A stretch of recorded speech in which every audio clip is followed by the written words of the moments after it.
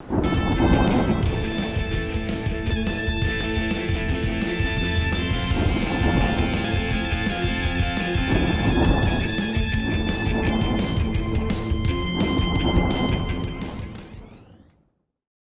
amis, bonjour et bienvenue dans cette colère qui n'est même plus une colère, qui est une consternation. Et vous voyez par quel mot ce mot commence. Bon, on a voté la loi sur l'immigration. Quand je dis on, c'est un Parlement tourneboulé, tiraillé, traumatisé, extrême droitisé jusqu'à l'extrême, à tel point que cela a provoqué des frémissements dans la colonne vertébrale émotive de nombreux membres du gouvernement.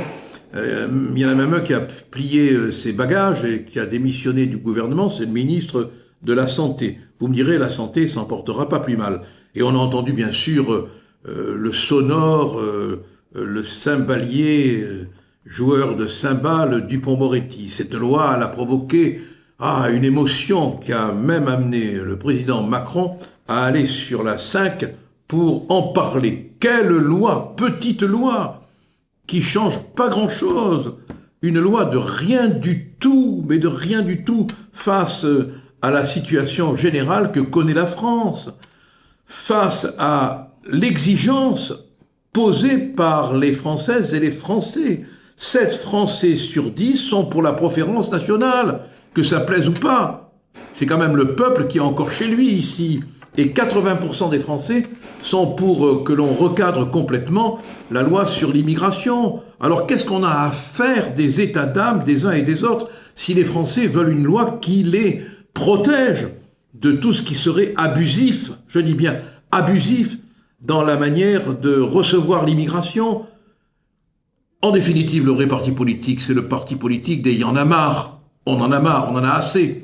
Et quel spectacle la classe politique nous donne! Voter une loi, et puis après venir dire que cette loi n'est pas morale, et puis après venir dire qu'il faudra saisir, comme le fait Macron, le Conseil constitutionnel, qui l'a saisi pour essayer d'empêcher que la loi votée soit appliquée. Non mais enfin quand même, Macron c'est le capitaine du Titanic, c'est le commandant du Titanic, ça sombre, ça prend l'eau de tous les côtés, c'est effroyable ce qui se passe. Enfin quand même, bon, que ça ne vous empêche pas de passer de joyeuses fêtes de Noël, je précise. Et j'assume, de Noël, parce que les temps sont durs et c'est bon de croire à l'espérance.